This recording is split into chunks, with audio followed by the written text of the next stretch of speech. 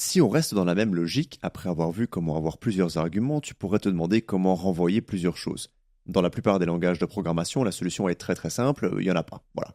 C'est simplement impossible sans utiliser une liste. Avec Python, c'est quelque chose qui peut être fait. Alors vu qu'on n'arrête pas de tout séparer avec des virgules, peut-être que je devrais alors créer deux variables séparées par des virgules, justement, placer mon égal et puis placer ma fonction, blablabla. Si tu penses comme ça, tu as 100% raison dans l'idée et tu commences à vraiment comprendre la logique de Python. Cela dit, avec l'exemple affiché, la fonction round, c'est juste pas possible, parce que round ne renvoie qu'une valeur, à savoir le chiffre arrondi justement. Mais bref, créons notre propre fonction qui renvoie plusieurs choses. Essayons de calculer les racines d'une fonction du second degré. Pour faire ça, si tu as bonne mémoire, tu te souviendras que la racine se calcule avec a, b et c, donc je vais créer ma fonction qui prend trois arguments, un pour a, un pour b et un pour c.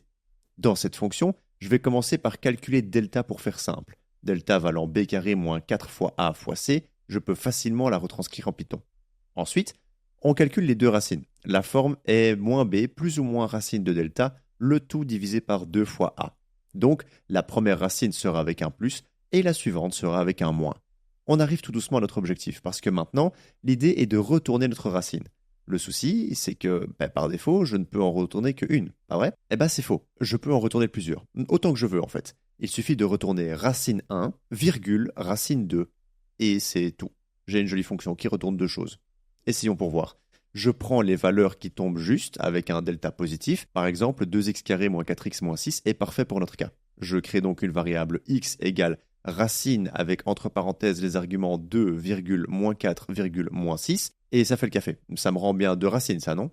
Toujours pas. Ici, je récupère que la racine 1. Si je veux récupérer les deux, on fait exactement ce dont on a parlé dans la petite intro. Je crée deux variables séparées par une virgule, et je dis qu'elles sont égales à racine, entre parenthèses, 2, moins 4, moins 6. Ici, mes variables prendront les valeurs de ce que la fonction retourne dans l'ordre. Vu que racine 1 est retournée en premier, c'est x qui prendra sa valeur, et de la même manière, racine 2 est retournée en dernier, c'est donc y qui prendra sa valeur. Une fonction peut retourner autant d'éléments qu'elle le veut. Tu n'as pas de limite. À toi de voir. Pour la forme, il faut quand même s'assurer que le code fonctionne. Donc je te propose d'imprimer les deux valeurs x et y et d'exécuter ton programme. Si tu as bien 3 et moins 1 qui s'affichent, t'es tout bon. Allez, comme d'hab, je te laisse pour découvrir un peu plus ce que tu peux faire avec tout ceci. En attendant, moi je vais préparer la suite. Du coup, bisous, à plus.